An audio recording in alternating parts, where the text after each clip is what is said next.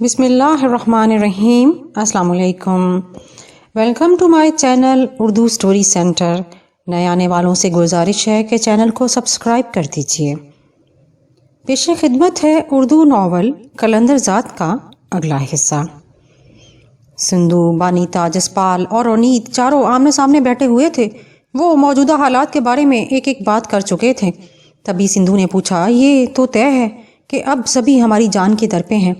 ابھی ہم پر ہے کہ سسک سسک مریں یا ایک دم مر جائیں.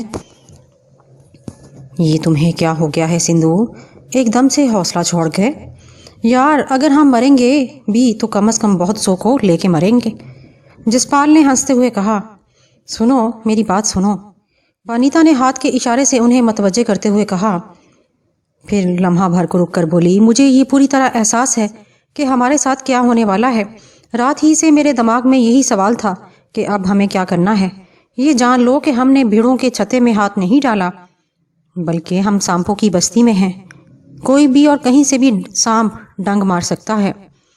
کون کتنا زہر رکھتا ہے ہمیں نہیں معلوم. کیونکہ شاعری مت کر، سیدھی لائن پر آ. رونیت نے چڑھتے ہوئے کہا. اوکے تو سنو، یہ پنجاب ہے. یہاں خالصہ کا جتنا زور ہے وہاں اتنی ہی منافقت ہے. ابھی ہمیں طاقت کی ضرورت ہے. ایک مرکز پر اکٹھا ہونے کی ضرورت ہے. ہمارے ساتھ بہت سارے لوگ ہیں. ہمیں طاقت حاصل کرنا ہے. اس وقت ہمیں وہ جگہ چاہیے کہاں ہمیں کچھ وقت کے لیے سکون اور طاقت مل سکے. میرے خیال میں وہ جگہ ممبئی سے بہتر کوئی نہیں. بانیتا کور نے تمتماتے ہوئے چہرے کے ساتھ کہا. یار وہ جگہ تو، رونیت نے کہنا چاہا تو جسپال بولا. بانیتا بالکل ٹھیک کہہ رہی ہے، بندہ بھیڑ ہی میں گم ہو جاتا ہے. بمبئی ہی کیوں؟ رونیت کور اپنی جگہ اٹک گئی. وہ اس لیے کہ سندھو ابھی تک سامنے نہیں آیا.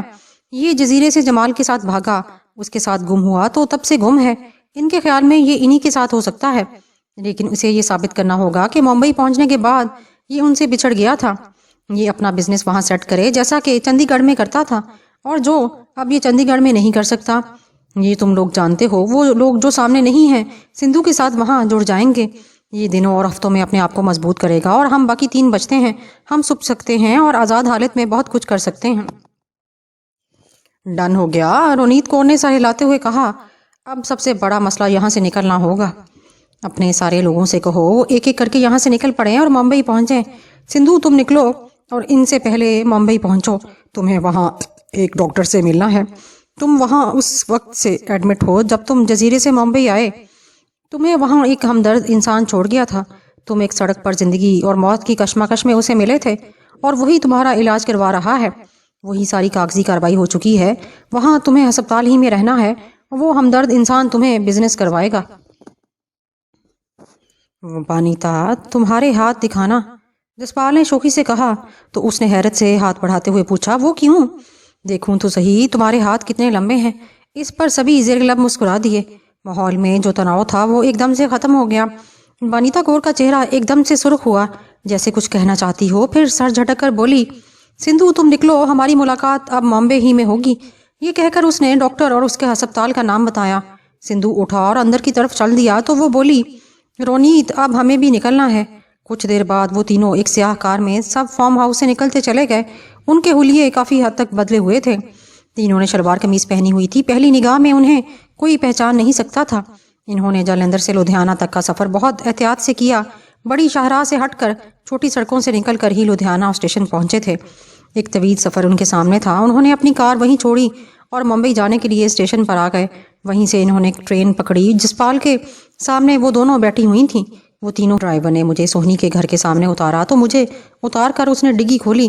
اس میں سے ایک چھوٹا سوٹ کیس نکالا اور مجھے دیتے ہوئے بولا، یہ آپ کے لیے ہے، اس میں کچھ سامان ہے. میں نے وہ سوٹ کیس لیا اور اسے جانے کے لیے کہہ دیا. وہ جا چکا گیا تو میں نے بیل دی. گیٹ کے ساتھ والا چھوٹا دروازہ کھولا تو میرے سامنے چھاکا تھا. وہ چند لمحے مجھے دیکھتا رہا، پھر ایک دم سے آگے بڑھ کر مجھے گلے لگا لیا. مجھے لگا کہ جیسے وہ رو رہا ہے. میں نے جلدی سے اسے الگ کیا تو اس کی آنکھوں سے آنسو بہ رہے تھے. میں نے پریشان ہوتے ہوئے پوچھا، چھاکے خیر تو ہے؟ خیر ہی ہے یار، بس تیرے آنے کی خوشی میں یہ آنسو ہیں. تو ملتا ہے تب آنسو، بچھڑتا ہے تب بھی آنسو. یار وہ ہمارے خوشی بھرے عام سے دن لوٹ کر واپس کیوں نہیں آ جاتے؟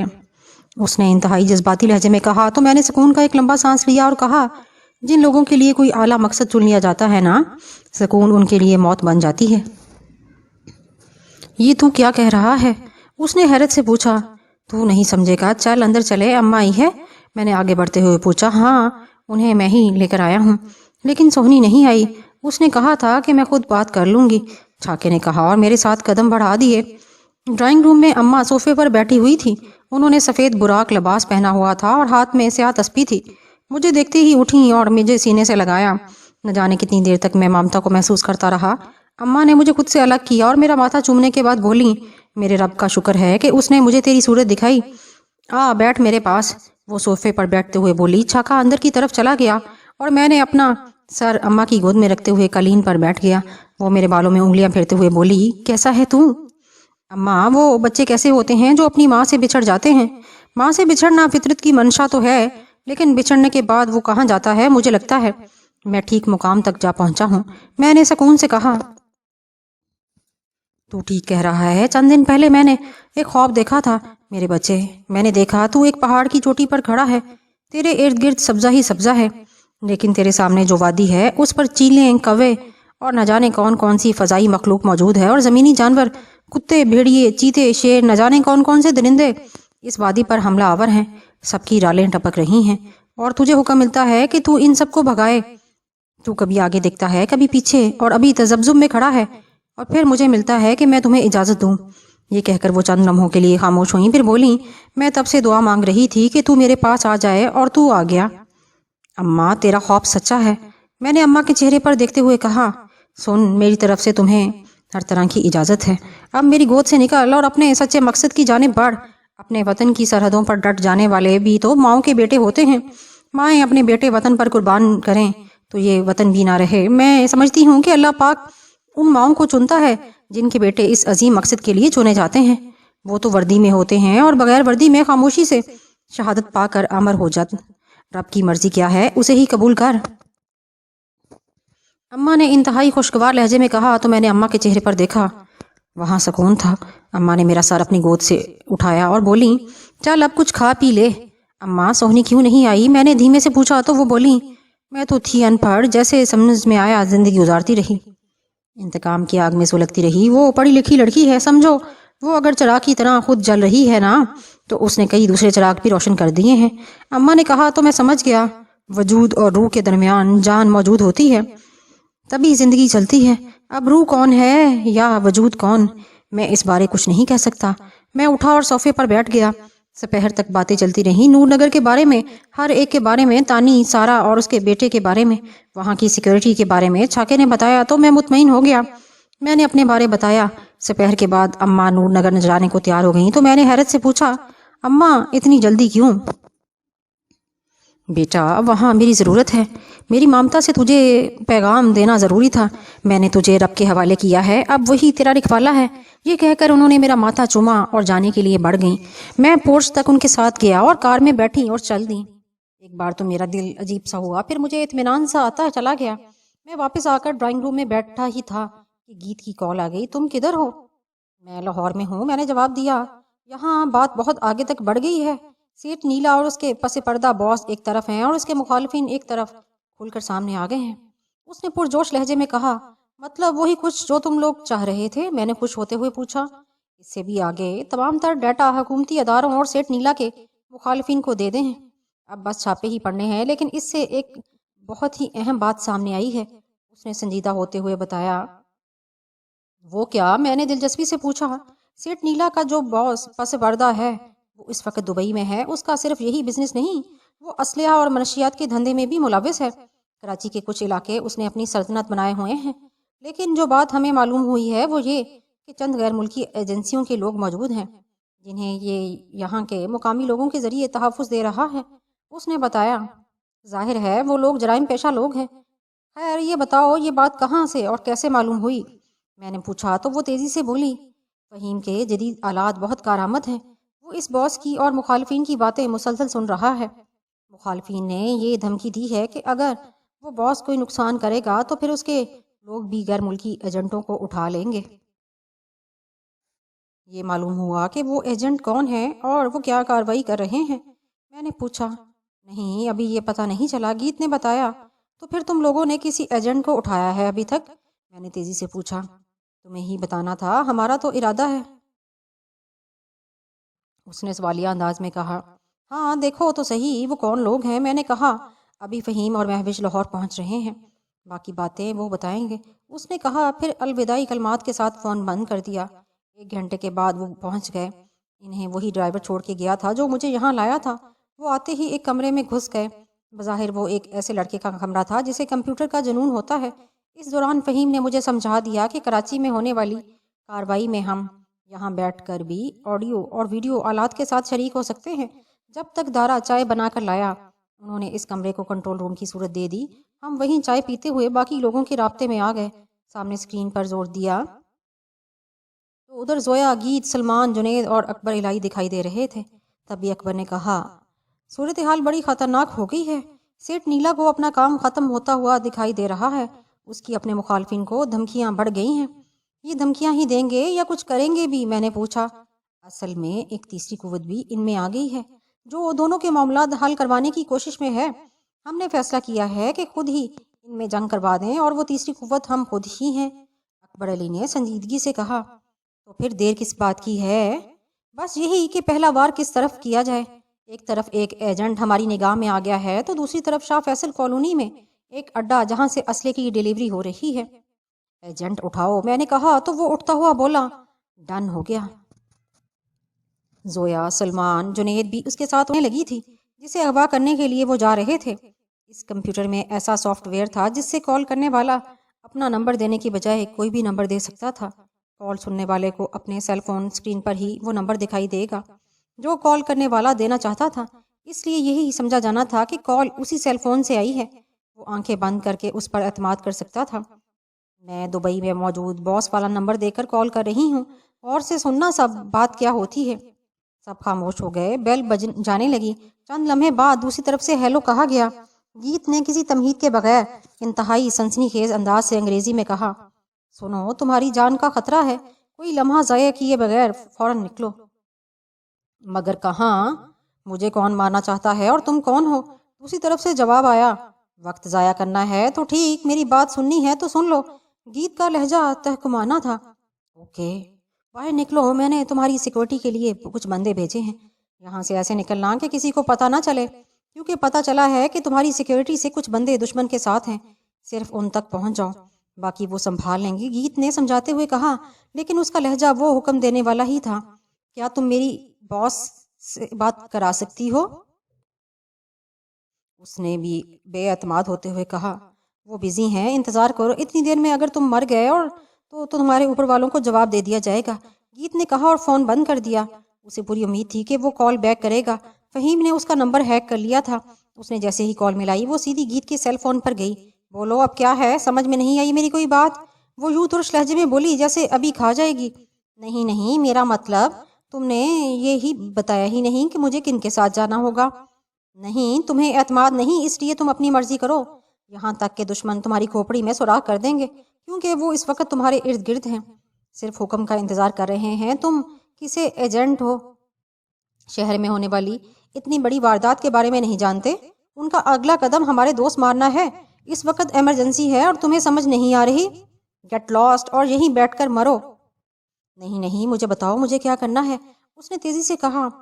اوکے، کال سنتے ہوئے اس طرح باہر نکلو، تم واک کے لیے نکلے ہو، یہی تاثر دینا، وہی 2 گارڈ اپنے ساتھ لو جو روزانہ جاتے ہیں، کسی کو شک مت ہونے دینا، اپنا پسٹل لے کے نکلو، میں گائیڈ کرتی ہوں۔ اوکے، میں نکل رہا ہوں۔ یہ کہہ کر وہ خاموش ہو گیا۔ کچھ دیر بعد اس نے سیکورٹی والوں کو آواز دی، انہیں ساتھ لیا، باہر کی جانب چل دیے۔ میں گیٹ سے باہر آ گیا ہوں۔ اس کے ساتھ ہی اسکرین پر جنید اور سلمان نے اشارے سے سمجھا دیا کہ وہ باہر نکل آیا ہے، اور زویا اور سلمان کی جانب چل پڑا تھا جو دائیں جانب کھڑے اس کا انتظار کر رہے تھے۔ اوکے، 100 قدم پر جا کر ان سے پیچھے ہو جاؤ، جیسے ہی یہ دونوں گارڈ ختم ہوں تو تم سامنے کھڑی کار میں جا کر بیٹھ جاؤ، ہری اپ۔ 100 قدم ہوتے ہی یک بارگی 2 فائر نکلے، اس کے ساتھ ہی 2 چیخیں بلند ہوئیں۔ وہ ایجنٹ سیدھا زویا اور سلمان والی کار میں پچھلی نشست پر جا بیٹھا۔ وہ اسکرین پر دکھائی دینے لگا تھا، مجھے وہ شکل ہی سے بھارتی لگا تھا۔ اس کا فون چل رہا تھا جو اس نے کان سے لگایا ہوا تھا۔ ہری اپ جنٹل مین، زویا بولی، اور اس کے ساتھ ہی کار چل دی۔ ذرا دور جانے کے بعد گیت نے کہا، دیکھو کہیں تعاقب تو نہیں ہو رہا؟ ایک سیاہ ایکارڈ کار آ رہی ہے، اس نے کہا۔ ڈونٹ وری، یہ ہمارے ہی لوگ ہیں، یہ لوگ مجھے بتا دیں گے، وش یو گڈ لک۔ جیسے ہی اس نے کہا فون بند ہو گیا۔ اس نے فون کان سے ہٹا کر سلمان اور زویا کو دیکھا، کسی نے کوئی بات نہیں کی۔ وہ کچھ دیر ادھر ادھر گھوم کر سیدھے واپس گھر آ گئے۔ انہوں نے پورچ میں کاریں کھڑی کیں، اسے یوں لیا جیسے اس کی پوری حفاظت کر رہے ہوں۔ وہ ایک کمرے کی جانب بڑھے، اسے صوفے پر بٹھا دیا۔ اس دوران اکبر نے اس کا پسٹل نکال لیا۔ سلمان اس کے پاس گیا اور اس نے بڑے دوستانہ انداز میں پوچھا، کچھ چاہیے؟ پلیز تھوڑی سی وسکی، اس نے تیزی سے کہا۔ اوکے، سلمان نے کہا اور باہر چلا گیا۔ میں دیکھ رہا تھا کہ وہ کمرے میں اکیلا بیٹھا ہوا ہے۔ وہ بہت مضطرب تھا۔ اس نے جلدی سے کال ملائی تو گیت کی آواز ابھری، یہ بھارت کے نمبر ملا رہا ہے، بات کروا دو یا ڈراپ کرا دوں؟ بات کروا دو تاکہ اسے پتہ چلے کہ یہ ٹریپ ہو چکا ہے، پھر اس نمبر کی ہر کال سننا، اکبر نے تیزی سے کہا۔ نہیں، مجھے ذرا سا وقت دیں، نمبر تو آ ہی گیا ہے، پہلے میں، سلمان نے تیزی سے کہا۔ شاید وہ اپنے انداز سے اس ایجنٹ کو قابو کرنا چاہ رہا تھا۔ اسے بات کرنے دو، دیکھو تو صحیح وہ کس سے بات کر رہا ہے، پھر اسے دیکھ لینا، میں نے کہا تو بات ان کی سمجھ میں آ گئی۔ چند لمحے بعد اس کی کال مل گئی۔ اس نے تیزی سے کہا، سر یہ کیا سچویشن ہے؟ اس نے پوچھا، کیسی سچویشن، بات کیا ہے؟ دوسری طرف سے سوال کیا گیا۔ تب اس نے انتہائی اختصار سے رودات سنا دی تو دوسری طرف سے کہا گیا، ایسی کوئی صورتحال نہیں، تم ٹریپ ہو چکے ہو، فوراً یہاں سے نکلنے کی کوشش کرو۔ اوہ، اس نے اتنا ہی کہا تھا کہ فون بند ہو گیا۔ سلمان نے وزب سنا اور اٹھ گیا۔ اس نے ایک الماری سے بوتل نکالی، گلاس لیا اور زویا کو برف لانے کا کہہ کر کمرے میں چلا گیا۔ اس نے بوتل میز پر رکھی اور گلاس اسے تھما دیا۔ ایجنٹ نے جلدی سے گلاس لیا، بوتل کھول کر اس میں سے شراب انڈیلی۔ اتنے میں زویا برف لے کر پہنچ گئی۔ اس نے انتظار بھی نہ کیا اور شراب حلق میں انڈیلی۔ زویا ساتھ بیٹھ گئی۔ تم نے جس نمبر پر فون کیا ہے اب وہاں فون مت کرو، اب اس نمبر سے تمہاری کال کوئی نہیں سنے گا، سلمان نے اس کا سیل فون پکڑتے ہوئے سکون سے کہا۔ کیوں؟ اس نے خود پر قابو پاتے پوچھا۔ تمہیں درست بتایا گیا ہے، تم ٹریپ ہو چکے ہو۔ دراصل ہم خون خرابہ پسند نہیں کرتے اور نہ ہی تشدد کے قائل ہیں، ہم چاہیں گے کہ تم ہمارے ساتھ تعاون کرو۔ سلمان اسے یوں کہہ رہا تھا جیسے وہ اس کا بہت اچھا دوست ہو۔ کون ہو تم لوگ؟ اس نے سرسراتے ہوئے پوچھا۔ فضول بکواس نہیں کرو، ہم نے کوئی تمہارا نام پوچھا ہے جو تم ہمارے بارے میں پوچھ رہے ہو؟ سلمان نے اسے جھڑکتے ہوئے کہا۔ کیا چاہتے ہو تم لوگ؟ اس نے پر اعتماد انداز میں کہا تو سلمان نے خوش ہو کر کہا، ہاں یہ ہوئی نا بات۔ اس دوران اس نے گلاس میں شراب ڈالی اور گلاس اس کے آگے میز پر رکھتے ہوئے کہا، دیکھو ہم سے تعاون کرو گے تو کچھ نہیں کہیں گے بلکہ مہمان نوازی کریں گے، اس کے علاوہ ہم کیا کر سکتے ہیں تم وہ سوچ بھی نہیں سکتے ہو۔ دھمکیاں مت دو، کام کی بات کرو۔ اس نے شراب کا گلاس اپنے ہاتھ میں لیتے ہوئے کہا، کیا ٹاسک دیا گیا ہے تمہیں یہاں؟ سلمان نے کہا تو سامنے بیٹھے ایجنٹ نے اچانک گلاس سلمان کے منہ پر دے مارا۔ وہ پوری طرح تیار بیٹھا ہوا تھا، ہلکی سی جھکائی دی، گلاس فرش سے ٹکرا گیا، چھناکے سے ٹوٹ گیا۔ تب تک ایجنٹ نے سلمان پر چھلانگ لگا دی۔ جب تک ایجنٹ زمین پر گرتا تب تک زویا بجلی کی سی تیزی سے آگے بڑھی اور اس نے فرش پر گرنے سے پہلے ایجنٹ کے منہ پر زوردار ٹھوکر ماری۔ وہ ذرا سا اچھلا اور فرش پر آ رہا۔ زویا نے اس کی گردن پر اپنی ہیل ماری تو وہ سن ہو کر لیٹ گیا۔ سلمان نے آگے بڑھ کر اسے کالر سے پکڑا اور اسے اٹھایا۔ اس کا چہرہ لہو لہان ہو رہا تھا۔ اے لڑکی، تو نے بہت زور سے مارا، بھلا کوئی ایسے مارتا ہے؟ دیکھو اس طرح مارتے ہیں۔ اس نے کالر والا ہاتھ اوپر کیا اور پھر پتلون کو پکڑا اور زور سے دیوار پہ دے مارا۔ اس کی چیخ بلند ہوئی، پھر بے جان سا ہو کر فرش پر گر گیا۔ سلمان نے بڑھ کر میز سے شراب کی بوتل اٹھائی اور اس کے دونوں پیروں پر انڈیل دی، پھر ماچس کی تیلی جلانے کے لیے رگڑی ہی تھی کہ وہ خوف سے چیخنے لگا، نہیں نہیں مجھے مت مارو، نہیں صرف پیر جلائیں گے، شراب کا یہ مزہ بھی تو چکھو، دیکھو کیسے جلاتی ہے۔ سلمان نے سرد لہجے میں یوں کہا کہ جیسے بہت غصے میں ہو۔ میں نے غلطی کی، میں مانتا ہوں، وہ رو دینے والے لہجے میں بولا تو سلمان نے کہا، ہم نے تو کہا تھا کہ تعاون کرو، بولو کیا پوچھنا ہے؟ اس نے کراہتے ہوئے کہا۔ کیا ٹاسک ہے تمہارا؟ سلمان نے دہرایا۔ ادھر اسلحہ آتا ہے، کہاں سے آتا ہے مجھے نہیں معلوم، میرا کام صرف یہ ہے کہ اسے بلوچستان اور سندھ کے علاقے تک پہنچانا ہوتا ہے، بہت سارے مقامی لوگ میرے ساتھ تعاون کر رہے ہیں۔ اس کا لہجے تک درد بھرا تھا۔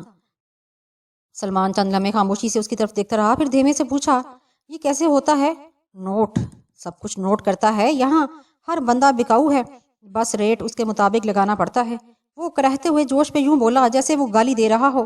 تبھی میں نے کہا، سلمان فی الحال اسے باندھو اور یہیں پڑا رہنے دو، بعد میں دیکھتے ہیں۔ میں نے ویسے ہی کیا اور 2-4 منٹ میں اسے باندھ کر وہیں ایک کونے میں ڈال دیا۔ وہ ہولے ہولے کامتے ہوئے کراہ رہا تھا۔ وہ دونوں اسے وہیں چھوڑ کر کمرے سے باہر آ گئے۔ واپس کنٹرول روم میں آ کر اس نے مجھ سے مخاطب ہو کر کہا، ابھی اس سے بہت کچھ معلوم کیا جا سکتا تھا، جلدی کس بات کی ہے؟ رات بھر ہے نا تمہارے پاس، سیٹ نیلا اور اس کے مخالف دونوں طرف کی بات سنو، وہ کیا کہتے ہیں، اسی کے مطابق اس سے پوچھنا، اور پھر صبح ہونے سے پہلے۔ میں نے جان بوجھ کر بات ادھوری چھوڑ دی، لیکن اس سے تو یہ معلوم ہو سکتا ہے کہ اسلحہ کیسے آتا جاتا ہے، کون لوگ ہیں اس میں؟ زویا نے تیزی سے کہا تو میں سکون سے بولا، اسے اس وقت نہیں روکا جا سکتا جب تک بھیجنے والے خریدنے والے موجود ہیں۔ رسد تب آتی ہے جب طلب موجود ہو، ہمیں طلب ختم کرنی ہے۔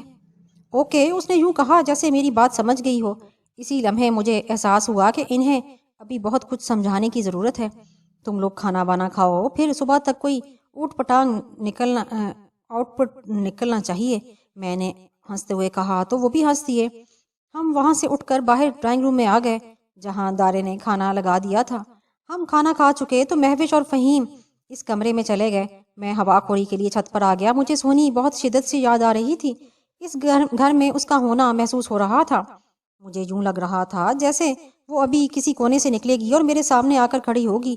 یہ مجھے یقین تھا کہ وہ مجھ سے رابطہ ضرور کرے گی۔ میں اس کی یادوں میں کھویا ہوا چھت پر ٹہل رہا تھا کہ میرا فون بج اٹھا۔ یہ وہ فون تھا جو مجھے فہیم نے دیا تھا اور اس میں نمبر ٹریس نہ ہونے والی تکنیک تھی۔ مجھے نمبر بھی دکھائی نہیں دیا تھا۔ تب میں فوراً سمجھ گیا کہ دوسری طرف بلا شبہ نوتن کور ہوگی۔ میں نے کال پک کر لی۔ امرتسر پہنچ چکی ہوں اور اس وقت رتن دیپ سنگھ جی کے پاس ہوں۔ اتنی دیر بعد فون کیا؟ میں نے پوچھا۔ یہاں آتے ہی آفتاب پڑ گئی۔ وانیتا بس راؤ والوں کے ہتھے چڑھنے ہی والی تھی۔ یہ تو اسے رب ہی بچا گیا۔ یہاں امرتسر میں تو کیا پورے پنجاب میں اسے تلاش کیا جا رہا ہے۔ بہت بڑا کام ڈال دیا ہے اس نے۔ کسی چھوٹے کام کی اس سے امید بھی نہیں، لیکن اب وہ ہے کہاں؟ میں نے پوچھا۔ کوئی پتہ نہیں کہاں ہے، آخری بار جالندھر میں تھی، اب دیکھیں کہاں ہو سکتی ہے۔ اس نے بتایا۔ تم ممبئی کب جا رہی ہو؟ میں نے پوچھا۔ بس ابھی یہاں سے نکل کر اپنے گھر واپس جاؤں گی، صبح سویرے میری فلائٹ ہے، یہاں سے وہاں جا کر بات کروں گی۔ یہ رتن دیپ سنگھ جی سے بات کرو، اس نے کہا اور فون اسے دے دیا۔ وہ کچھ دیر مجھ سے باتیں کرتا رہا، پھر فون بند کر دیا۔ رات کے گہرے سناٹے میں سونی کی یاد اس قدر تھی کہ کچھ دیر پہلے کی ہنگامہ آرائی بھی اس کی یاد کو محو نہ کر سکی۔ ایک کے بعد ایک خیال آتا چلا جا رہا تھا۔ میں سونی کے خیالوں میں تھا کہ فون میں تھر تھراہٹ ہوئی۔ وہ فہیم کی کال تھی۔ ہاں بولو، میں نے کہا۔ ابھی کال ٹریس ہوئی ہے کہ گھاس منڈی میں جہاں اس جوا مافیا کے لوگوں کا گھر ہے، وہاں سے کچھ لوگ ہنگامہ کرنے کے لیے جا رہے ہیں۔ ان کا ٹارگٹ شاہ فیصل کالونی میں موجود ایک مارکیٹ ہے جو شاید ان کے مخالفین کی ہے۔ فہیم نے تیزی سے بتایا۔ مخالفین کی طرف سے کوئی پیش رفت ہے؟ میں نے پوچھا۔ ان کی طرف سے ابھی کوئی بات سامنے نہیں آئی، اس نے بتایا۔ یہ خبر ان تک پہنچا دو، میں نے کہا تو گیت بولی۔ میرے پاس ایک تجویز ہے، اگر کچھ دوسرے لوگوں کے ذریعے گھاس منڈی کے اڈے پر ہی حملہ کروا دیا جائے۔ تمہارے پاس ایسے لوگ ہیں؟ میں نے پوچھا۔ بالکل ہیں، جس وقت یہ ہنگامہ ہو رہا ہو اس وقت ادھر بھی۔ اس نے جان بوجھ کر ادھوری چھوڑ دی بات۔ اوکے، تو پھر رات بھر میں دونوں طرف کو ہلا کر رکھ دو۔ کوشش یہ کی جائے کہ گھاس منڈی میں جوا اڈے کا سرگنا ساجد پولیس کے علاوہ دوسری فورسز پکڑ لیں۔ ایسا ہی ہوگا، گیت نے کہا، اور پھر فون آف ہو گیا۔ میرے اندر سنسنی پھیلنے لگی۔ میں کچھ دیر چھت پر رہا لیکن بے چین ہو گیا۔ یہاں سونی کی یادیں تھیں جو میری بے چینی میں مزید اضافہ کر رہی تھیں۔ میں نیچے چلا گیا۔ میری توقع کے مطابق مہوش اور فہیم کنٹرول روم میں تھے۔ سامنے اسکرین روشن تھی۔ وہ دونوں جب سے آئے تھے اسی طرح مصروف تھے۔ میں نے مہوش کی طرف دیکھا، اس کا چہرہ تھکا تھکا سا لگ رہا تھا۔ مہوش تم آرام کر لو، میں بالکل ایزی ہوں، فکر نہ کریں، اس نے تھکے ہوئے لہجے میں کہا۔ جاؤ تھوڑا سکون کر لو، میں ہوں یہاں پر، میں نے اس سے کہا تو وہ اٹھ گئی۔ دارے نے اس کے لیے کمرہ سیٹ کر دیا ہوا تھا۔ سب سے پہلے شاہ فیصل کالونی کی مارکیٹ میں کچھ نامعلوم لوگ چند کاروں پر آئے اور آتے ہی فائرنگ شروع کر دی۔ مارکیٹ میں بھگدڑ مچ گئی۔ وہ سیدھے اس مارکیٹ کی انتظامیہ والے دفتر کی جانب بڑھے، لیکن جیسے ہی ہنگامہ شروع ہوا تھا وہ لوگ دفتر چھوڑ کر چھپ گئے، کیونکہ وہ لوگ ان کے منتظر تھے۔ انہوں نے ہنگامہ کرنے والے لوگوں کو گھیرے میں لے لیا۔ ان کے درمیان فائرنگ کا تبادلہ ہونے لگا۔ اس دوران گھاس منڈی میں جوئے کے اڈے پر دھاوا بول دیا گیا۔ وہاں پر جو عام لوگ موجود تھے انہیں ڈرا دھمکا کر بھگا دیا گیا۔ وہاں پر ساجد نامی وہ سرگنا بھی موجود تھا۔ جو اڈے والوں نے فائرنگ کر کے مزاحمت کر دی تو معاملہ بڑھ گیا۔ ان دونوں ہنگاموں کی اطلاع پولیس کو معمول کے مطابق ہی ہوئی، لیکن خفیہ فورسز کو مطلع کر دیا گیا تھا۔ جب یہ ایک ہی وقت میں دونوں ہنگامے شروع ہوئے وہ وہاں تک پہنچ چکے تھے، دونوں طرف ہی سے بندے مرے اور زخمی بھی ہوئے، لیکن کامیابی یہ ہوئی کہ ساجد نام کا وہ سرگنا پکڑا گیا۔ ٹی وی اسکرین پر یہ خبریں چل رہی تھیں۔ فورسز نے ساجد کو پولیس کے حوالے کر دیا۔ ایک طرف یہ ہنگامے چل رہے تھے تو دوسری طرف فون پر اطلاع دبئی تک پہنچ گئی۔ مخالفین کا سارا زور ان لوگوں پر تھا جو حکومت میں تھے۔ وہ سیٹ نیلا کا سارا ریکارڈ لے کر وہاں بیٹھے ہوئے تھے۔ رات گئے یہ فیصلہ ہوا کہ چھاپا مارا جائے۔ صبح ہونے تک 3 کام ہوئے۔ سیٹ نیلا سمیت اس کے کارندوں کو پکڑ لیا گیا۔ سی ڈیز، کمپیوٹر اور وہ ریکارڈ جو ہنڈی کے ذریعے سرمایہ باہر منتقل کیا جا رہا تھا، وہ سب قبضے میں لے لیا۔ دوسرا، ساجد نامی جوئے کا سرگنا پولیس کی حراست سے نکل کر دبئی فرار ہو گیا۔ پولیس صاف مکر گئی کہ ایسا بندہ انہوں نے پکڑا ہی نہیں تھا۔ تیسرا کام یہ ہوا کہ رات جو ایجنٹ پکڑا تھا اسے زندگی سے آزاد کر کے زمزمہ پارک کے قریب پھینک دیا گیا۔ اس کے تمام نمبر حاصل کر لیے گئے تھے۔ دن نکلتے ہی اس کی لاش مل گئی۔ اس سے کراچی انڈر ورلڈ میں ہلچل مچ گئی، جس کا احساس ٹیلی فون کال سے ہو گیا۔ ابھی صبح کی روشنی پھیلی نہیں تھی جب ٹرین بوریولی اسٹیشن کے قریب پہنچ گئے۔ وہاں پر ان کے چند خاص لوگ موجود تھے جنہیں زوردار سنگھ نے بھیجا ہوا تھا۔ انہوں نے ہر طرح کا جائزہ لے لیا تھا۔ وہ جگہ ان کے لیے محفوظ تھی۔ ٹرین رکی تو انہوں نے کھڑکی سے دیکھا۔ ان کی پہچان کے مطابق کافی لوگ تھے۔ وہ بڑے سکون سے اترے اور باہر کی جانب چل دیے۔ ان تینوں کے لیے ٹیکسی موجود تھی۔ وہ اس میں بیٹھے اور چل دیے۔ وہ ہری اوم نگر کا علاقہ تھا جہاں کارٹر روڈ کو کویتا اپارٹمنٹ کے سامنے جا رکی۔ کچھ ہی دیر بعد وہ تیسری منزل پر گئے تو ایک اپارٹمنٹ ان کا منتظر تھا، جس کے سامنے والے اپارٹمنٹ میں رونیت کور کے سارے دوست موجود تھے۔ تقریباً 30 گھنٹے کا سفر کرنے کے بعد وہ کافی حد تک تھک چکے تھے۔ وہاں ان کے لیے ملازمین کے نام پر کچھ سیکیورٹی گارڈ تھے۔ انہوں نے ایزی ہو کر کھانا کھایا، پھر چائے پیتے ہوئے سب اکٹھے تھے۔ تبھی وانیتا کور نے انہیں مخاطب کرتے ہوئے سنجیدگی سے کہا، یہاں ہم نے زیادہ دیر کے لیے نہیں رکنا، لیکن جتنا بھی رہنا ہے بالکل ایک عام سے شریف شہری کی طرح زندگی بسر کرنی ہے۔ اس شہر کو خوابوں کا شہر کہا جاتا ہے۔ خواب پورے کرو، انجوائے کرو، لیکن اپنے کان اور آنکھیں کھول کر رکھو۔ زندگی بہت قیمتی ہے، مگر ہمارا مقصد زیادہ قیمتی ہے۔ جس نے آئندہ آنے والی نسلوں کو زندگی دینی ہے، اس میں کوئی شک نہیں، ہم اپنی زندگی تک دینے کو تیار ہے، لیکن یہاں کون ڈیل کرے گا؟ سندھو تو ابھی ہسپتال ہی میں ہوگا۔ جب تک سندھو منظر عام پر نہیں آتا تب تک رونیت کور سب کو ڈیل کرے گی۔ تم لوگ کل ہی سے مختلف کمپنیوں کو جوائن کرو گے اور ممبئی میں پھیل کر رہو گے۔ میں اور جسپال سنگھ تم سب کے ساتھ ٹچ رہیں گے، کیونکہ ہم ایک جگہ ٹک کر نہیں رہ سکتے، یہ ہماری مجبوری ہے۔ اس نے سنجیدگی ہی سے کہا اور اٹھ گئی تو سب بھی چلے گئے۔ وہ تینوں ایک کمرے میں آ گئے تو بانیتا بولی، نوتن کور یہاں پہنچ چکی ہے اور اس نے ہمارے لیے سارا سیٹ اپ بنا لیا ہوا ہے۔ مجھے اور جسپال کو ابھی یہاں سے نکلنا ہے، اور امید جب تک یہ سب اپنے ٹھکانے تک نہیں پہنچ جاتے تجھے یہاں رہنا ہوگا۔ اوکے، اس نے سر ہلاتے ہوئے کہا۔ تو وہ دونوں کویتا اپارٹمنٹ سے جانے کے لیے نکل پڑے۔ ان کی منزل کیا تھی یہ انہیں نوتن نے بتانا تھا۔ دوپہر ہونے کو تھی۔ مقامی میڈیا چیخ رہا تھا، مگر ہمیں اس سے کوئی سروکار نہیں تھا۔ پولیس فورس کے بارے میں مختلف باتیں گردش کرنے لگی تھیں۔ کراچی جو کبھی امن کا گہوارہ تھا، ان دنوں مافیا سٹائل کے قتل اور اغوا برائے تاوان سے لے کر عسکریت پسندی تک بم دھماکے اور فرقہ وارانہ قتل، بوری بند لاشیں اور نو گو ایریاز اب شہر کی پہچان بن گئی تھی۔ بارود کے ڈھیر پڑ پڑے اس شہر میں جرائم کی سطح آخر کیوں بڑھ رہی ہے؟ یہی وہ بنیادی سوال ہے جس کا جواب ہر شہری کو سوچنا ہوگا۔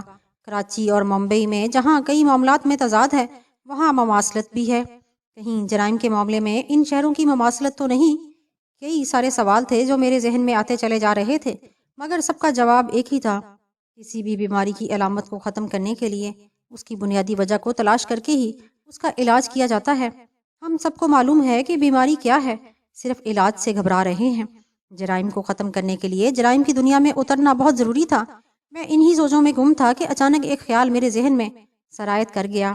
میں کچھ دیر اس پر سوچتا رہا، پھر میں نے اپنے طور پر فیصلہ کر لیا کہ چونکہ یہ ایک تجربہ ہوگا، اس کے بارے میں کسی کو نہ بتایا جائے۔ جب نتائج سامنے آئیں گے تو ہی اسے سب پر ظاہر کیا جائے۔ میں اسی وقت اٹھ گیا۔ کنٹرول روم میں مہوش اکیلی بیٹھی ہی اور گیت اور زویا سے گپ شپ کر رہی تھی۔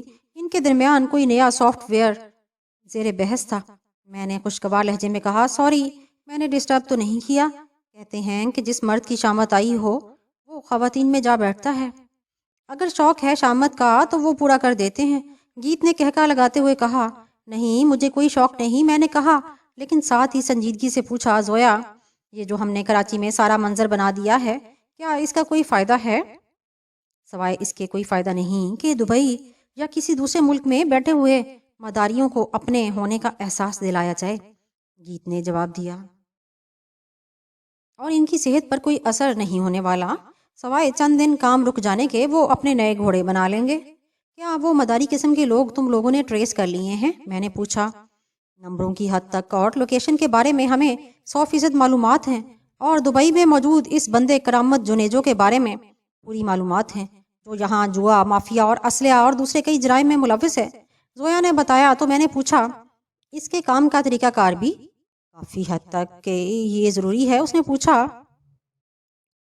اگر یہ ہو جائے تو کچھ نیا کیا جائے، میں نے کہا۔ تو وہ سب آپس میں باتیں کرنے لگے۔ اس دوران جنید اور فہیم آ گئے۔ تھوڑی دیر بات سمجھتے ہوئے رہنے کے بعد فہیم بولا، ہم کوشش کرتے ہیں اور میں سمجھتا ہوں ایسا ممکن ہے، ہو جائے گا۔ کرو۔ یہ سلمان اور اکبر کدھر ہیں؟ میں نے پوچھا۔ وہ کچھ کارگو کروانے گئے ہیں، لاہور کے لیے آتے ہی ہوں گے، جنید نے بتایا۔ میں رابطہ کر لیتا ہوں، میں نے کہا، اور اپنے سیل فون پر ان سے رابطہ کرنے لگا۔ وہ ٹرکوں والے اڈے پر موجود تھے۔ میں نے ان کے واپس آ جانے تک انتظار کرنا مناسب سمجھا۔ 3 گھنٹوں کے بعد وہ اسکرین پر میرے سامنے تھے۔ انہوں نے بتایا کہ 16 کروڑ میں سے 14 کروڑ لاہور کارگو کروا دیے ہیں، وہ پہنچا دیے جائیں گے۔ اس کے بعد وہ مجھ سے پوچھ لے گا کہ بات کیا ہے۔ کیا تم آج ہی دبئی جا سکتے ہو؟ میں نے پوچھا۔ کیوں نہیں، بس ٹکٹ خریدنا ہوگا، میں ایسا بندوبست رکھتا ہوں، اس نے جواب دیا۔ تو پھر آج ہی دبئی کے لیے نکلو، تمہارے ساتھ کوئی بھی جا سکتا ہے تو اسے بھی لے جاؤ۔ کرنا کیا ہے؟ زویا نے سنجیدگی سے پوچھا۔ کرامت جنیجو کا قتل، اور اسے یوں ٹھکانے بھی لگانا ہے کہ کسی کو پتہ بھی نہ چلے۔ میں جاتی ہوں، اس کے ساتھ ہو جائے گا، زویا نے کہا۔ تو سب اس کی طرف دیکھنے لگے۔ وہ دونوں دبئی جانے کی تیاری میں لگ گئے، اور ان سب نے پوری توجہ اس پر لگا دی کہ کرامت جنیجو کے بارے میں زیادہ سے زیادہ معلومات مل جائیں۔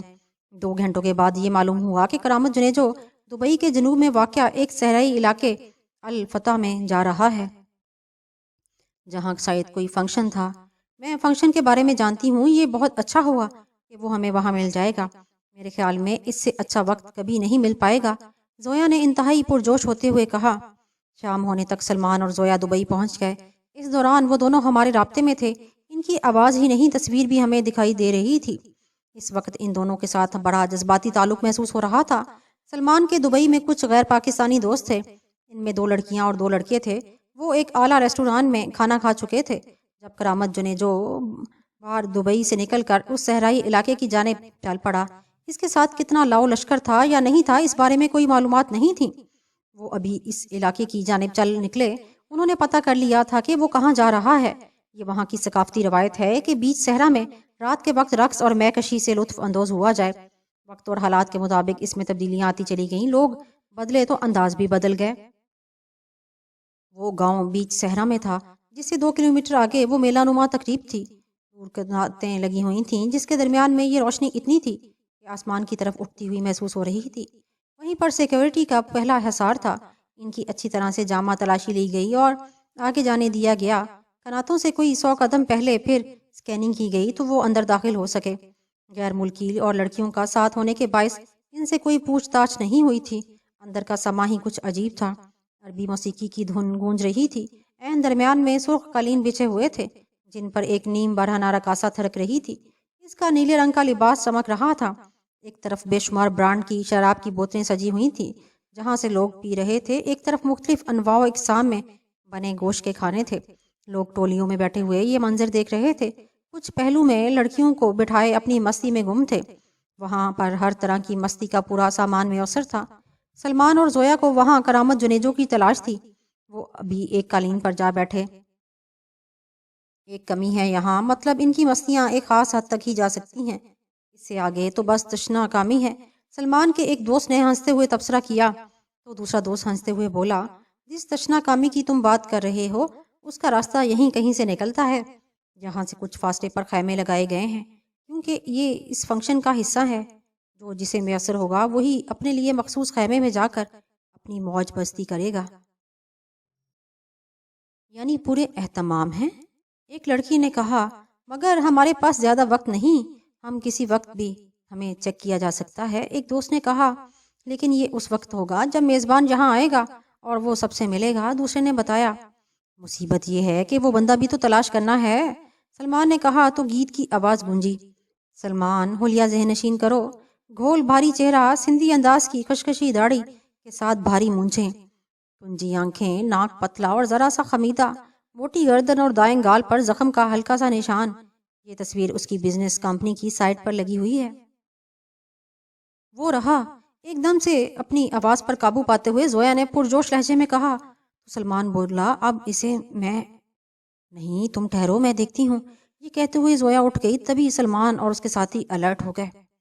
زویا دھیمے قدموں سے چلتی ہوئی اس کے پاس جا پہنچی۔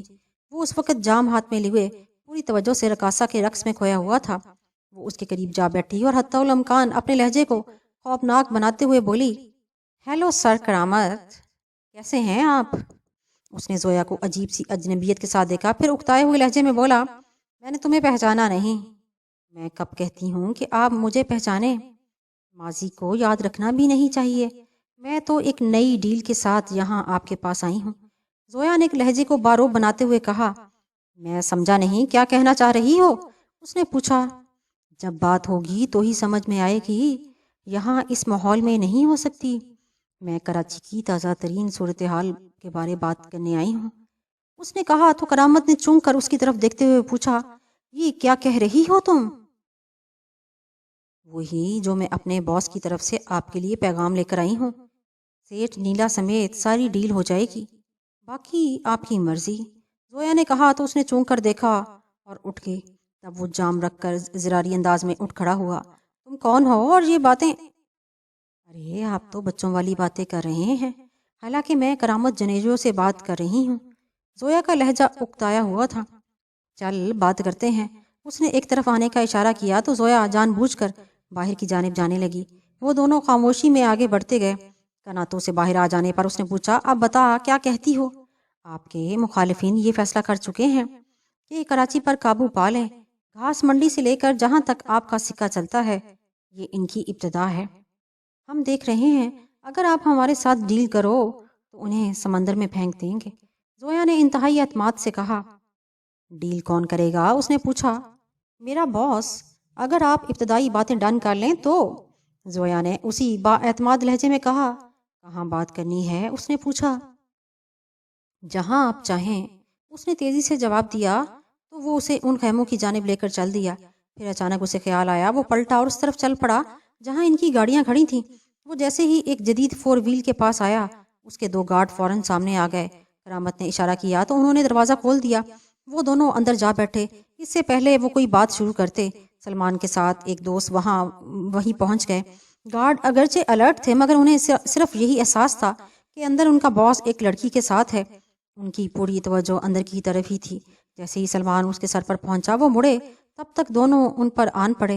سلمان نے یہ طرح ابھی نہیں لینے دیا اور ایک ہلکی سی آواز کے ساتھ ان کی گردن ٹوٹ دی۔ دوسرے کے ساتھ بھی یہی ہوا اور اس کی بھی گردن ٹوٹ گئی۔ وہ ریت پر پڑے تڑپ رہے تھے۔ بولو کیا ڈیل کرنی ہے؟ کرامت جنیجو نے جیسے ہی کہا، زویا اس پر ٹوٹ پڑی۔ وہ خاصا سخت جان تھا اور پہلے ہی سے محتاط تھا۔ اس کے وار سے بچ گیا۔ اس نے زویا کی گردن قابو میں کر لی اور اسے سیٹ پر لٹا دیا۔ ایسے میں دروازہ کھولا اور سلمان اندر آ گیا۔ اس نے کرامت کی گردن پکڑی اور ایک زوردار جھٹکا دیا۔ وہ پورے بدن سے لرزا اور تڑپنے لگا۔ زویا نے اپنی گردن چھڑائی اور تیزی سے پیچھے ہٹی۔ اس کے دوست نے دروازے کھولے اور دونوں گارڈز کو گاڑی میں پھینک دیا، پھر دروازے بند کر کے واپس چل پڑا۔ سلمان نے چابی ٹٹولی تو کرامت کے پاس سے نکل آئی تو اس نے 4 وہیل جیپ موڑی اور چل دیا۔ وہ بستی میں جانے کے بجائے اس کے قریب سے آگے بڑھ گئے۔ اس کے دوست پیچھے پیچھے آتے ہوئے بستی سے سیدھے دبئی کی جانب نکل پڑے۔ کرامت کی جیپ جاندار تھی۔ وہ صحرا کی جانب چل پڑے۔ کافی دور جا کر زویا نے اس کا سیل فون قابو میں کیا تو سلمان نے ان تینوں کو صحرا میں پھینکا اور واپسی کے لیے مڑ پڑا۔ زویا نے سیل فون سے سم کارڈ نکالا اور سیل فون باہر پھینک دیا۔ ویل ڈن، اب یہ سم کارڈ اپنے سیل میں ڈالو اور کسی محفوظ مقام پر چلے جاؤ۔ میں نے کہا، اوکے۔ دوسری طرف سے کہا گیا۔ میرے سامنے میز پر کراچی میں موجود ان 2 لوگوں کے نمبر تھے جن سے کرامت جنیجو کا رابطہ تھا۔ یہی اس کے تمام تر پھیلاؤ کے ذمہ دار تھے۔ میں نے سب کو اپنی پانی طرف متوجہ کیے ہوتے ہوئے کہا، سب سنو، کیا میں کرامت جنیجو کی آواز میں بات کر سکتا ہوں؟ 100% تو نہیں، لیکن چلے گا۔ ایک سافٹ ویئر ہے جس سے آواز کو اس کے مطابق بنایا جا سکتا ہے۔ گیت نے کہا تو میوش نے ہنستے ہوئے کہا، یہاں تو بے سورے ترین لوگ گلوکار بنے ہوئے ہیں، یہ تو بس آواز کو ذرا بھاری کرنا ہے، تو نے کون سا گانے گنوانے ہیں، یہ سمیت بھی سبھی سمجھ گئے تھے کہ کیا کرنا ہے۔ مجھے اچھی طرح معلوم ہو گیا تھا کہ ان دونوں سے وہ کیسے کام لیتا ہے اور اس وقت ان کے درمیان کیسی بات چل رہی تھی۔ کرامت کے بات کرنے کا انداز میں سمجھ ہی گیا تھا۔ 1 گھنٹے بعد زویا اور سلمان بار دبئی میں اپنے دوستوں کے پاس پہنچے۔ اس کا صرف فون آن رکھنا ضروری تھا۔ کچھ دیر بعد میں نے کراچی میں موجود اس کے ایک کارندے وسیع صدیقی کو فون کر دیا۔ کیا صورتحال ہے؟ میں نے پوچھا۔ وہ کیا خاک ہوگی، پیسہ پکڑا گیا، مخالفین نے سیٹ نیلا کو پکڑ لیا اور ابھی تک آپ نے کچھ کیا نہیں۔ دیکھو میں بہت کوشش کر رہا ہوں لیکن ساری کوشش کسی لیے غلط ہو رہی ہے، معلوم ہے تجھے؟ نہیں تو کیا مطلب؟ اس نے تیزی سے پوچھا۔ وہ لطیف شاہ، یہ سارے کام اسی کا کیا دھرا ہے، وہ غدار ہو گیا ہے گھاس منڈی پر حکومت کرنے کے لیے۔ میں نے انتہائی غصے میں کہا۔ ایسا کیا واقعی؟ اس نے انتہائی حیرت سے کہا۔ یہ ساجد آیا ہے نا یہاں پر، اس نے ساری بات تفصیل سے بتائی ہے۔ میں نے اس کی تصدیق کی تو کنفرم ہو گیا۔ میں نے غصے کو کم نہیں ہونے دیا۔ یہ تو وہ ہمیں بھی لے ڈوبے گا، وہ تشویش سے بولا۔ ارے لے ڈوبے گا کیا، اس نے سارے نام دے دیے ہیں، تھانے سے پتہ تو کرو، اوپر سے آرڈر آنے والے ہیں۔ تم خود سوچو، اتنی بڑی ڈکیتی اندر کے بندے کے علاوہ کوئی دوسرا کر سکتا ہے؟ سیٹ نیلا کیسے پکڑا گیا، اس کے سارے خفیہ راز کس نے دیے؟ میں نے اسے سمجھاتے ہوئے کہا۔ تو پھر اب کیا کرنا ہے؟ لطیف شاہ کا جو بھی ٹھکانہ ہے اسے اڑا دو، اسے بھی ختم کر دو، کوئی ثبوت نہ رہے۔ اب اس کے بغیر چارہ نہیں، یہ کام آج رات ہو جانا چاہیے۔ سورج نکلنے سے پہلے اس کا کام تمام کر کے میرے پاس یہاں دبئی آ جاؤ، میں نے ترجمانہ لہجے میں کہا۔ ہو گیا سمجھو، اس نے فیصلہ کن لہجے میں کہا۔ تو میں نے فون بند کر دیا۔ چند لمحے بعد میں نے لطیف شاہ کا نمبر ملا لیا، یہی باتیں اس سے کر کے کہا کہ تجھے ختم کرنے کا فیصلہ کر چکا ہے، اس سے پہلے کہ وہ تمہیں ختم کرے تم اسے نیست و نابود کر کے دبئی آ جاؤ۔ وہ بھی تیار ہو گیا۔ کوئی 2 گھنٹے گزرے ہوں گے کہ گھاس منڈی اور اس کے گرد و نواح میں شدید فائرنگ کی اطلاعات ملنے لگیں۔ ٹی وی اسکرین پر خبریں دکھائی دینے لگی تھیں۔ لمحہ با لمحہ اس میں شدت آنے لگی، ہنگامے بڑھتے گئے۔ جسپال سنگھ اور بانیتا کور دونوں ویرولی کے پوش علاقے میں نو تعمیر بنگلے میں تھے۔ ممبئی میں ان کا پہلا ٹھکانہ وہی تھا۔ وہ کچھ دیر نیند کے بارے میں ڈنر لے چکے تھے اور باہر جانے کے لیے تیار تھے۔ انہیں گوپال نند سے ملنا تھا۔ اگرچہ وہ ہندو تھا لیکن وہ سوشلسٹ تھا، اس کو اس بات پر بہت زیادہ فخر تھا۔ وہ انہی لوگوں میں سے تھا جنہوں نے را کی ٹاپ میٹنگ کی ویڈیو بانیتا کور تک پہنچا دی تھی۔ اگرچہ وہ را سے تعلق نہیں رکھتا تھا لیکن اس کی رسائی بہت دور تک تھی۔ بانیتا کور خود اس سے ملنا چاہتی تھی اور گوپال نند سے بھی کہا گیا تھا کہ وہ ان لوگوں سے مل لے، اس کے پاس کوئی کام تھا جسے وہ کر سکتے تھے۔ اس نے انہیں ایک بار کا وقت دیا تھا۔ وہ ایک ایسا بار تھا جو ممبئی میں جگہ جگہ کھل گئے تھے۔ وہاں ناچ گانے، شراب پینے کے علاوہ بہت کچھ ہوتا تھا۔ وہ زیادہ تر بھائی لوگوں ہی کی نگرانی میں چل رہے تھے، اس لیے ہر غیر قانونی کام وہاں ہو رہا تھا۔ انہوں نے کوئی گاڑی لینے کے بجائے پیدل ہی نکلنا پسند کیا۔ وہ اس بنگلے سے نکل آئے اور پیدل ہی آگے بڑھنے لگے۔ کافی آگے جا کر انہیں ٹیکسی ملی تو وہ اس میں بیٹھ گئے۔ 1 گھنٹے کے بعد وہ اس بار کے سامنے تھے اور میں سڑک سے ہٹ کر ایک گلی میں تھا۔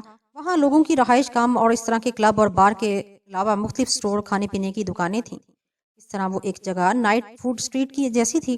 وہ دوسرے لوگوں کے ساتھ وہاں سے کچھ دیر پھرتے رہے، پھر گوپال سے رابطہ ہو گیا۔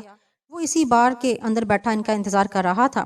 وہ اندر گئے تو خاصا شور تھا، کافی سارے وہاں جوڑے تھے، اس کے علاوہ کچھ خواتین بھی دکھائی دے رہی تھیں۔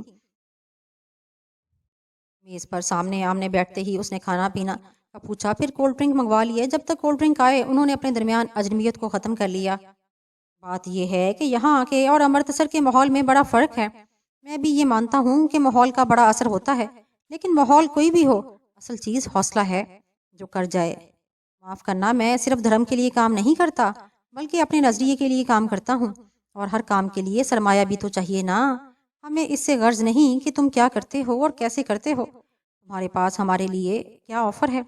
بانیتا کور نے اس کی آنکھوں میں دیکھتے ہوئے پوچھا تو وہ سنی انسنی کرتے ہوئے بولا، روکڑے کی آپ فکر نہیں کریں، وہ اتنا ملے گا کہ آپ تصور بھی نہیں کر سکتے، اور کام بہت سے ہیں، جیسا کام ہوگا ویسا روکڑا ہوگا۔ مثلاً بانیتا کور نے پوچھا، مطلب ان میں ایک کام یہ بھی ہے کہ ایک کمشنر لیول کے پولیس والے کو اڑانا ہے۔ یہ کہہ کر اس نے استہزائیہ انداز میں ان دونوں کی طرف دیکھا تو جسپال نے ایک دم سے کہا، ڈن ہو گیا۔ جو اور جیسے تم چاہتے ہو وہ ہو جائے گا، اگلی بات کر۔ اس کے یوں کہنے پر گوپال نند نے چون کر اسے دیکھا اور پھر مسکراتے ہوئے بولا، یہ کام ایسا نہیں کہ تم بازار جاؤ اور کوئی برگر پیزا لے کر آ جاؤ۔ پولیس کمشنر ہے وہ لوہے کا بنا ہوا ہے یا اس کے لیے کوئی مخصوص گولی بنی ہے؟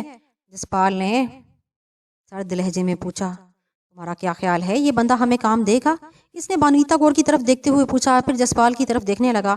تمہیں کام سے غرض ہے نا؟ بولو، باقی میں دیکھ لوں گی۔ بانیتا کور نے بھی کہا تو ایک دم سے بے چین ہو گیا، پھر سنجیدگی سے بولا، میں مذاق نہیں کر رہا، ایسا کام ہے، لیکن تم لوگوں کو شاید پتہ نہیں کہ یہ کام کتنا مشکل ہے۔ میرے پاس دوسرے کئی کام ہیں، مثلا اغوا، کسی بزنس مین کا قتل، منشیات، اسلحے کی ڈیلیوری۔ سوچ لو، ان میں سے جو تم لوگ کرنا چاہتے ہو کل شام میں تمہیں بتا دوں گا۔ ڈن ہو گیا، جسپال نے کہا۔ وہ غور سے انہیں دیکھنے لگا، پھر اس نے جسپال سے ہاتھ ملاتے ہوئے پوچھا، مزید کچھ لیں گے؟ گویا اس نے بات ختم ہو جانے کا اشارہ دے دیا۔ وہ دونوں کوئی مزید بات کیے بنا وہاں سے اٹھ گئے۔ اس وقت وہ داخلی دروازے کی جانب جا رہے تھے، اچانک داخلی دروازہ دھڑ سے کھلا۔ کئی سفید لباس والے اندر داخل ہوتے چلے گئے۔ وہ سبھی کالی پتلون، سفید ہاف سلیو شرٹوں میں تھے۔ ان میں 3 لوگ آگے بڑھ گئے، 2 ایک طرف چلے گئے، دو دوسری جانب، 2 بند دروازے میں کھڑے رہے۔ ان کے انداز سے لگتا تھا کہ وہ پورا پلان کر کے آئے ہیں۔ یہ چھاپا ہے جسپال، بنیتا کور نے دھیمے سے لہجے میں جسپال سے کہا۔ دروازے میں بانیتا نے کہنا چاہا کہ اندر سے چند لڑکیاں چیختی ہوئی باہر آئیں۔ وہ انہیں یوں دھکے دے رہے تھے جیسے وہ کوئی جانور ہو۔ وہ بے تحاشا گالیاں بک رہے تھے۔ وہ وہاں پر موجود لوگوں کے ساتھ یوں سلوک کر رہے تھے جیسے یہ بہت بڑے مجرم ہوں۔ میوزک بند ہو گیا تھا، ناچتے تھڑکتے ہوئے جوڑے ایک دم سے رک گئے تھے۔ سفید لباس والوں نے انہیں بھی آگے لگا لیا۔ وہ انہیں ریوڑ کی مانند ہانکتے ہوئے باہر کی جانب لانے لگے تو ایک سفید لباس والے نے بانیتا کور کے کندھے پر زور سے ہاتھ مارا اور بازو سے پکڑ کر اس کی آگے کی جانب دھکیلا۔ دوسرے نے جسپال کی گردن پر مارا اور آگے دھکیلا۔ وہ دونوں بھی اس چھاپے کی زد میں آ گئے تھے۔ وہ ان سب کو ہانک کر سڑک پر لے آئے۔ ان میں گوپال نند بھی تھا جو مسکراتے ہوئے ان کی جانب دیکھ رہا تھا۔ باہر پولیس کی جیپ کے ساتھ قیدیوں والی گاڑی بھی کھڑی تھی۔ ایک سفید لباس والی نے زور سے کہا، چلو سب بیٹھو گاڑی میں۔ اس آواز کی باز گشت میں ایک موٹا سا بندہ بار کے دروازے میں سے باہر آیا اور اونچی آواز میں بولا، میں اس بار کا مینیجر ہوں، تم ایسے نہیں کر سکتے، یہ بھائی کا علاقہ ہے، پہلے اس سے بات کرو۔ اس کے یوں کہنے پر جیب میں سے ایک کسی ویلن کی طرح ایک پولیس آفیسر نکلا۔ اس نے کسی بھی ویسا لباس پہنا ہوا تھا۔ وہ قد میں ان سے لمبا، سر سے کافی حد تک گنجا، بھاری چپٹی ٹائپ مونچھیں، فرما مائل تھا۔ وہ آگے بڑھا اور اس مینیجر کے پاس جا کر ایک زوردار تھپڑ مارا، پھر کہا، بولو کیا کہہ رہے تھے تم؟ دیکھو اے سی پی، تم مجھے چاہے مار دو لیکن میں اپنے کسٹمر ایسے نہیں لے جانے دوں گا بھائی، اس نے کہنا چاہا تو اے سی پی نے اسے گربان سے پکڑ کر زور سے دھکا دیا۔ وہ سڑک پر جا رہا۔ اے سی پی نے اپنا سروس ریوالور نکالتے ہوئے اونچی آواز میں حکم دیا، سب کو بٹھاؤ گاڑی میں، دیکھتا ہوں اس کے بھائی کو۔ یہ کہہ کر اس نے مینیجر کو لات مارتے ہوئے کہا، چل بلا اپنے بھائی کو، کتنی دیر میں آئے گا سالا چوہا، میں کھڑا ہوں ادھر۔ بھائی تیرا جھگڑا بھائی سے ہے، کسٹمر کو جانے دے، ادھر ہی بات کرتے ہیں، مینیجر نے اڑتے ہوئے کہا۔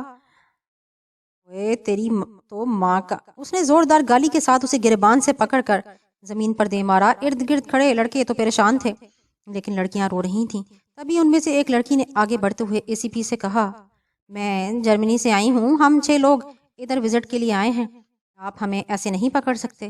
اوے اسے پہلے انڈر ڈال، اس کی جرمنی تو ادھر ہی پولیس اسٹیشن میں جا کر نکالتے ہیں، سالی آئی جرمنی سے، اے سی پی نے انتہائی غصے میں کہا۔ اس دوران جسپال نے بنیتا کی طرف دیکھا، دونوں نے آنکھوں ہی آنکھوں میں فیصلہ کر لیا۔ مینیجر سیل فون پر وہاں کے حالات بتانے لگا تھا۔ سفید لباس والے لڑکے لڑکیوں کو پکڑ پکڑ کر گاڑی میں پھینک رہے تھے۔ جیسے ہی ایک سفید لباس والے نے بنیتا کو پکڑا، اس نے پوری قوت سے اس کے ناک پر پنچ مارا۔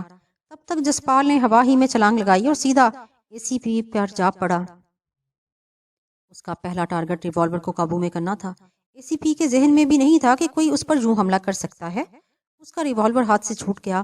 جسپال اسے لیتا ہوا سڑک پر آ رہا۔ اے سی پی کسی اسپرنگ کی طرح اچھلا۔ تب تک جسپال نے اس کی کنپٹی پر کھڑی ہتھیلی کا وار کیا۔ ایک لمحے سے بھی کم وقت میں وہ مدہوش سا ہو گیا۔ اس دوران جسپال نے اپنا پسٹل نکال کر اے سی پی کی کنپٹی پر رکھ دیا۔ سبھی سفید لباس والے ایک دم سے وہیں رک گئے۔ اوئے مینیجر جلدی کر، سب کو نکال لو گاڑی میں سے اور بھگا دو، میں دیکھتا ہوں، اسے لگتا ہے اسے زندگی نہیں پیاری۔ जसपाल ने ऊंची आवाज में कहा। मैनेजर यूं काया पलटने पर अभी तक हैरान खड़ा था। जब तक वो आगे बढ़ा तो जो चंद लोग थे वो गाड़ी से निकल आए। वहां मौजूद लड़के लड़कियां तेजी से भागते चले गए। इन भागने वालों में गोपाल ननद भी था। वहां मैदान में एसीपी सफेद लिबास वाले वो दोनों मैनेजर रह गए थे। वनीता को वो बंदा याद था जिसने इसे धक्का मारा था। वो उसके पास गई और बालों से पकड़कर उनसे अलग कर लिया। फिर अपना पिस्टल निकाल कर उसके माथे पर नाल रखते हुए बोली, जिसे जिंदगी प्यारी है वो अपने हथियार फेंक दे। लफ्ज उसके मुंह ही में थे कि एक ने फायर कर दिया। वो बहुत मोहतात थी। सफेद लिबास वाले को लेते हुए सड़क पर लेट गई, फिर वहीं पड़े पड़े उस पर फायर कर दिया। उनमें से एक चीख मारते हुए गिर गया। मैदान साफ हुआ था, या उन्हें बाहर आने में देर हो गई थी, या उन्हें गुमान नहीं था, कुछ भी था। ऐसे में इस बार में मौजूद गुंडे असलहे से लेस बाहर आ गए। उन्होंने सबको कवर कर लिया। जसपाल दूसरी तरफ मसरूफ था। उसने टटोल कर एसीपी का दूसरा रिवॉल्वर निकाल लिया। नीचे पड़े सफेद लिबास वाले ने वनीता को काबू करना चाहा तो वनीता ने उस पर भी फायर कर दिया। जसपाल ने एसीपी की टांग पर नाल रखी और ट्राइगर दबा दिया। जैसे ही दोनों ने फायर किया, उसी लम्हे उन्होंने एक दूसरे की जानिब देखा और फिर एकदम से इन सबको छोड़कर वो एक तरफ भाग निकले। वो भागते चले जा रहे थे कि इनके साथ एक टैक्सी भी दौड़ने लगी। गोपाल ननद इसमें बैठा हुआ था। उसने चिल्लाकर कहा, आओ बैठो। इसके साथ ही टैक्सी आहिस्ता हो गई। वो दोनों इसमें बैठे तो टैक्सी हवा से बातें करने लगी। यार, इतनी खतरनाक जगह पर बुलाया था तूने? जसपाल ने गोपाल ननद की तरफ देखकर कहा, मैं तो रोज इधर ही आता हूँ, लेकिन ये मालूम नहीं था कि भाई की इस एसीपी के साथ लग गई है। ऐसा कभी हुआ नहीं था, जरूर ऊंचे लेवल की गेम होगी। वो बोला, लेकिन हम तो मारे जाते ना, अब भी पता नहीं किसी चौक पर धर लिए जाएं। बनीता कौर ने कहा, धीरज रखो, अब कोई माई का लाल इस इलाके में से हमें नहीं पकड़ सकता। वो चहकते हुए बोला, अब हम कहाँ जा रहे हैं? बनीता ने पूछा। काम मिल गया है, मैं जिस बंदे से मिलवाने जा रहा हूँ उससे इतनी जल्दी मुलाकात हो नहीं पाती। वो इस लहजे में बोला तो वो कंधे उचकार कर रह गई। वो एक वसीओ अरीज पुराने तर्ज की हवेली थी। वो गेट पर ही रुक गए तो टैक्सी आगे निकल गई। गोपाल ननद ने अगर उसे किराया नहीं दिया था तो यही गुमान किया जा सकता था कि वो इन्हीं लोगों का आदमी होगा। गेट पर ही उनकी तलाशी लेकर असलहा रख लिया गया। इनमें वो सर्विस रिवॉल्वर भी था जो उसने एसीपी से छीना था। वो नहत्ते हो गए थे। वो दोनों गोपाल ननद के पीछे चलते चले गए। वो हवेली के अंदर नहीं गया, बल्कि ऊपर से घूमकर हवेली की पिछली जानिब पाई बाग के लॉन तक चला गया, जहाँ काफी सारी कुर्सियां लगी हुई थी। आसपास चंद सिक्योरिटी वाले घूम रहे थे। वो उन पर जाकर बैठ गए। इनके बैठते ही वो मुलाजिम मशरूबात के साथ काफी कुछ खाने को भी रख गए। गोपाल उन्हें सर्व करके बोला, ये राम तिवारी लाल जी की आबाई हवेली है। इस वक्त हुकूमत में हैं और 3 मिनिस्ट्री इनके पास हैं। तो फिर तुमने हमें यहाँ लाकर बहुत बड़ा रिस्क लिया है। जसपाल ने कहा, ऐसा शायद दिल्ली में हो सकता था, यहाँ तो बेताज बादशाह हैं। लो आप आ गए। गोपाल ननद ने कहते हुए सामने देखा और तनुमंद सा छोटे कद का सर से गंजा शख्स आता हुआ दिखाई दिया, जिसने कुर्ता पजामा और वेस्टकोट पहना हुआ था। इसके पाँव में लेदर के हल्के स्लीपर थे। उसने दूर से ही हाथ जोड़ते हुए कहा, वेलकम जी, वेलकम। भाई, अभी तुम लोगों की मैंने तारीफ सुनी। बहुत दिनों से मैं ऐसे ही बंदे की तलाश में था। मैंने खुद अपनी आंखों से देखा जी, जो आपको फोन पर बताया। गोपाल ने खुशगवार लहजे में कहा। तो राम तिवारी ने उसकी तरफ इशारा करते हुए कहा, इसने बताया तो होगा आपको, लेकिन अभी तफसीलात नहीं बता पाऊंगा। राब्ते में रहो, हम काम बता देंगे। काम जो भी हो वो आपकी मर्जी का, लेकिन करना कैसे होगा ये हम जाने और हमारा काम। जसपाल ने कहा, बस हमारी तरफ कोई उंगली भी ना हो। वो हंसते हुए बोला, ऐसा ही होगा। जसपाल ने कहा तो वो उठ गया। फिर हाथ मिलाते हुए बोला, हम आप जैसे लोगों की कदर करते हैं, इसलिए इधर मिलने को आ गए, वरना अंदर लोग बैठे हैं। खैर, मिलते रहेंगे, बातें होती रहेंगी। ये कहकर वो उसी तेजी से अंदर चला गया। चल, अब तुम लोगों को छोड़ दूं, गोपाल ने कहा तो वो उसके साथ बाहर की जानिब चल पड़े। वो गेट पर आए तो सूट में मलबूस एक बंदा वहां खड़ा था।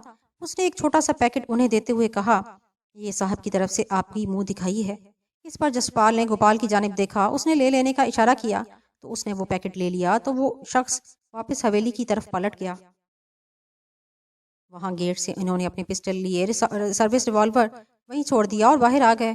चंद लम्हों बाद वही टैक्सी वहीं आ गई और इसमें बैठ गए। गोपाल ननद इनके साथ ही टैक्सी में अगली सीट पर बैठ गया। वो दोनों पीछे बैठ गए। जरा सा फासला तय करने के बाद गोपाल ननद ने जसपाल से कहा, اتنی جلدی اتنے بڑے بندے کے ساتھ ملاقات ہو جانا کچھ عجیب سا نہیں لگا تمہیں؟ لگا تو ہے، میں تم سے یہ پوچھنے والا تھا۔ خیر تم بتاؤ، تم کہنا کیا چاہتے ہو؟ جسپال نے جواب دینے کے بجائے سوال کر دیا۔ میں تمہیں سوال بتا دوں، یہ سب اتفاق نہیں تھا، بلکہ میں نے اس کی پوری پلاننگ کی تھی۔ بولو تو ایک تیر سے 3 شکار کیے ہیں۔ یہ کہہ کر وہ ذرا سا خاموش ہوا، جس پر انہوں نے کوئی بات نہ کی۔ تب وہ کہتا چلا گیا، بانیتا کے بارے میں بہت سنا تھا، اس کے بہت دور تک تعلقات ہیں، یہ میں بھی جانتا ہوں، لیکن خود کیا ہے یہ میں نہیں دیکھ سکتا۔ سوچا تھا کہ وہ اس سے کام لیا جائے جو ان دنوں ہمارے لیے وبال بنا ہوا ہے، لیکن ساتھ میں یہ سوال بھی تھا کہ یہ کر لے گی۔ تو پھر بانیتا نے چپتے ہوئے کہا، میں نے پلان کیا، تمہیں جان بوجھ کر اس بار میں بلایا، ادھر پولیس کو انفارم کیا کہ اس بار میں کیا کچھ ہوتا ہے۔ بار کے مالک اور اے سی پی کی آپس میں لگی ہوئی تھی، اسے موقع دیا گیا کیونکہ بار کا مالک خود کو بھائی سمجھنے لگا تھا اور پچھلے کئی ماہ سے تیواری صاحب کو ہفتہ نہیں بھیج رہا تھا۔ تم لوگوں کو حوصلہ بھی دیکھ لیا، بار کی مالک کی سبق سکھا دیا اور اے سی پی کو اس کی اوقات یاد دلا دی۔ ہمارے کئی کام اڑا کر بیٹھا ہوا تھا۔ مطلب تم ہم پر یہ ثابت کرنا چاہتے ہو کہ تم بہت خطرناک بندے ہو؟ ایسا ہی ہے نا؟ بانیتا نے انتہائی طنزیہ لہجے میں کہا۔ تم اسے جو مرضی سمجھ لو، اس نے ڈھٹائی سے کہا۔ چل روک ٹیکسی، بانیتا نے ایک دم سے کہا تو ٹیکسی روک دی گئی۔ وہ دونوں اترے اور جسپال نے وہ پیکٹ واپس اس کی طرف پھینکتے ہوئے کہا، میں ایسا کوئی تحفہ نہیں لیتا، میرے ساتھ کام ڈن کرو تو اپنی مرضی سے لوں گا، واپس کر دینا تیواری کو۔ وہ ایک مارکیٹ میں اتر گئے۔ کیا خیال ہے تمہارا یہ گوپال ننند؟ بانیتا نے مارکیٹ کی جانب بڑھتے ہوئے کہنا چاہا تو جسپال نے اس کی بات کاٹتے ہوئے تبصرہ کیا، اعتماد والا بندہ نہیں ہے، لیکن تم جانتے نہیں، یہ رام تیواری شکل سے جتنا احمق لگتا ہے، یہ اتنا ہی خطرناک ہے اور خفیہ والوں کے اندر تک رسائی رکھتا ہے، یہ میں اچھی طرح جانتی ہوں۔ بانیتا کور نے ایک عام سے لہجے میں کہا۔ چلو دیکھتے ہیں، یہ کہہ کر اس نے موضوع ہی ختم کر دیا اور دوسری باتیں کرنے لگے۔ ایسے میں نوتن کور کا فون آ گیا اور وہ ان کے ہاں پہنچ چکی ہے۔ کچھ دیر وہاں وقت گزارنے کے بعد وہ بنگلے کی جانب چل پڑے۔ نوتن کور ان کے انتظار میں بیٹھی سیل فون پر گیم کھیل رہی تھی۔ جسپال نے محسوس کیا کہ نوتن کا رویہ بانیتا کے ساتھ مؤدبانہ تھا۔ اس نے پاکستان میں ہونے والی تمام باتیں بتا دیں، پھر 2 سیل فون نکال کر انہیں دیے۔ یہ وہاں سے تم لوگوں کے لیے تحفہ آیا ہے، ان میں کیا خصوصیت ہے؟ بانیتا نے پوچھا۔ یہ جدید ترین ٹیکنالوجی ہے، ابھی بلیک مارکیٹ میں ہے، ان سے تمہاری کال کہیں بھی ٹریس نہیں ہوگی، بے دھڑک جمال سے بات کر سکتی ہو، نوتن کور نے کہا تو بانیتا کور کے چہرے پر انہونی خوشی پھیل گئی۔ چند لمحے بعد حسرت سے بولی، میں اس سے تب بھی بات کروں گی جب میں اسے کوئی تحفہ دینے کے لائق ہوئی۔ وہ رات گئے تک آپس میں باتیں کرتے رہے۔ اس وقت صبح کے آثار واضح ہو رہے تھے جب جسپال نے جمال کو کال کر دی۔ اس وقت میں سونے کے لیے بیڈ پر لیٹا ہی تھا کہ میرا سیل فون بج اٹھا۔ اسکرین پر کوئی نمبر نہیں تھا۔ میں نے فون اٹھایا تو دوسری طرف سے پرجوش لہجے میں جسپال سنگھ بولا، کیسے ہو؟ اوئے جسپالے، تو مطلب میرا تحفہ پہنچ گیا؟ اوئے کیسا ہے تو؟ بہت ٹھیک ہوں، وائے گرو کی مہر ہے، بامبے میں ہوں، اس نے چہکتے ہوئے کہا۔ او خوش کیا، تو ایسے کر ساری صورتحال لکھ دے، پھر میں تجھے بتاتا ہوں کیا کرنا ہے۔ میں نے سنجیدگی سے کہا تو وہ بولا، ٹھیک ہے، مجھے یہاں سیٹ اپ بنانے میں وقت لگ سکتا ہے۔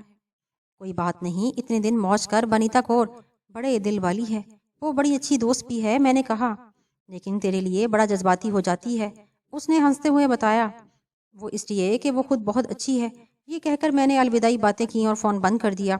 میرے اندر عجیب سا خوشگوار تاثر پھیل گیا تھا۔ میں سو کر اٹھا تو کراچی کے ماحول میں تیزی تھی۔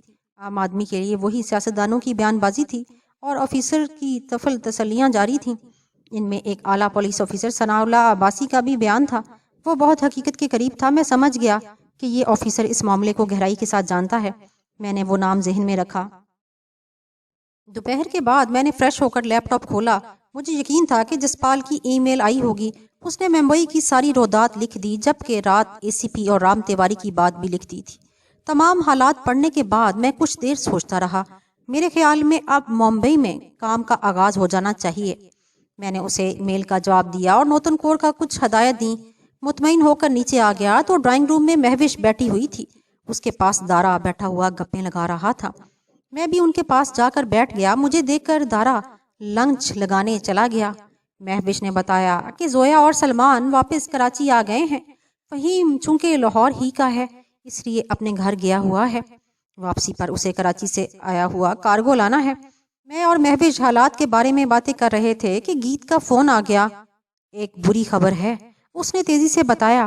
وہ کیا؟ میں نے تحمل سے پوچھا۔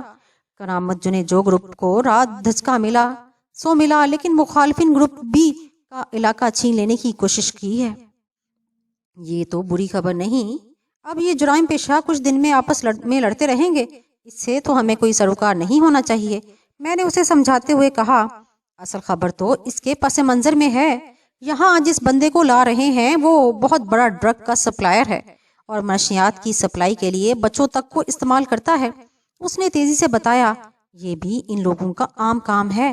ہمارے لیے بری خبر، میں نے کہنا چاہا تو وہ بولی، یہ ہے کہ انہوں نے بھتہ خوری آج ہی سے شروع کر دی ہے اور بوری بند لاشوں کی دھمکیاں